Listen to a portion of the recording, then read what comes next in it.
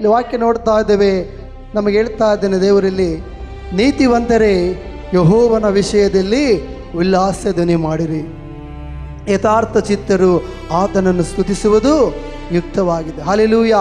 ಇಲ್ಲಿ ನೀತಿವಂತರು ಮತ್ತು ಯಥಾರ್ಥ ಚಿತ್ತರು ದೇವರನ್ನು ಸ್ತುತಿಸುವುದು ಯುಕ್ತವಾಗಿದೆ. ಹಲ್ಲೆಲೂಯಾ.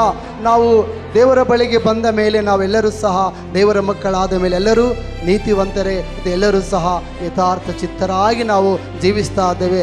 ಕೆಲವೊಂದು ಸಲ ನಾವು ಯಥಾರ್ಥವನ್ನು ಬಿಟ್ಟು ಜೀವಿಸ್ತಾ ಇದ್ದೇವೆ. ಆದರೆ ದೇವರ ಬಳಿಗೆ, ದೇವರ ಆಲಯಕ್ಕೆ ಬಂದ ಮೇಲೆ ನಾವು ಎಲ್ಲವನ್ನೂ ಮರೆತು, ದೇವರು ನಮಗೆ ಒಬ್ಬನೇ ದೇವರು, ನಮಗೆ ಈತನ ಬಿಟ್ಟರೆ ಯಾರೂ ನಮಗೆ ದೇವರಿಲ್ಲ.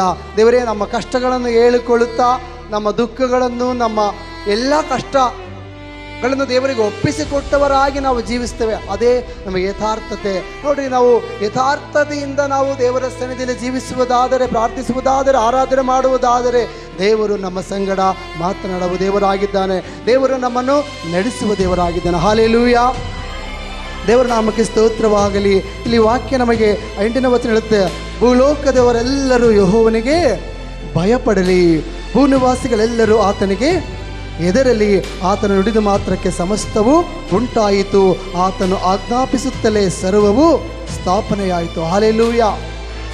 ಇಲ್ಲಿ ಭೂಲೋಕವೆಲ್ಲ ಯಾರಿಗೆ ಹೆದರಬೇಕಂತ ನಾವು ದೇವರಿಗೆ.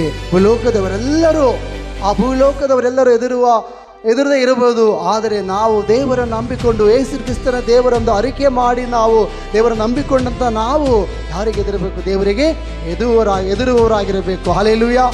ದೇವರಿಗೆ ಭಯಪಡುವವರಾಗಿರಬೇಕು. ದೇವರಿಗೆ ನಾವು ದೇವರಲ್ಲಿ ಬಂದು ತಗ್ಗಿಸಿಕೊಳ್ಳುವವರಾಗಿರಬೇಕು. ಹಾಗಾದರೆ ದೇವರು ನಮ್ಮನ್ನು ಎಲ್ಲ ರೀತಿಯಲ್ಲಿ ನಮ್ಮನ್ನು ಬಲಪಡಿಸುವ ದೇವರಾಗಿದ್ದಾನೆ. ಹಲ್ಲೆಲೂಯಾ.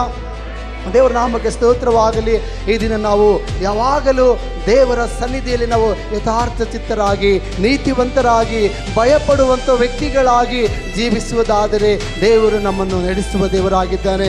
ದೇವರು ನಮ್ಮನ್ನು ಎಲ್ಲ ಒಂದು ಕ್ರಿಯೆಗಳಲ್ಲಿ, ಎಲ್ಲ ಒಂದು ಕೆಲಸ ಕಾರ್ಯಗಳಲ್ಲಿ ನಮ್ಮನ್ನು ಬಲಪಡಿಸುವ ದೇವರಾಗಿದ್ದಾನೆ. ಹಲ್ಲೆಲೂಯಾ.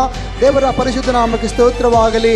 ಯಾವ ಒಂದು ಮನುಷ್ಯನು ದೇವರಲ್ಲಿ ಯಥಾರ್ಥವಾಗಿ ತನ್ನನ್ನು ತಾನು ತಗ್ಗಿಸಿಕೊಂಡು ನೀತಿಯಿಂದ ಆರಾಧನೆಯಲ್ಲಿ ಭಾಗವಹಿಸ್ತಾನೋ, ಒಂದು ಯಥಾರ್ಥತೆಯಿಂದ ದೇವರಲ್ಲಿ ಕರಗಳನ್ನು ಎತ್ತಿಕೊಂಡು ಆರಾಧಿಸುವಂಥ ವ್ಯಕ್ತಿಯನ್ನು ದೇವರು ನೋಡುವಂಥ ದೇವರಾಗಿದ್ದಾನೆ. ಹಲ್ಲೆಲೂಯಾ. ಇಲ್ಲಿ ವಾಕ್ಯ ಹಂಗೆ ಇದೆ, ಆತನು ಒಂದು ಪರಲೋಕದಿಂದ ನಮ್ಮನ್ನು, ಆಕಾಶದಿಂದ ನಮ್ಮನ್ನು ದೃಷ್ಟಿಸಿ ನೋಡುವ ದೇವರಾಗಿದ್ದಾನೆ. ಹಲ್ಲೆಲೂಯಾ. ದೇವರ ನಾಮಕ್ಕೆ ಸ್ತೋತ್ರವಾಗಲಿ.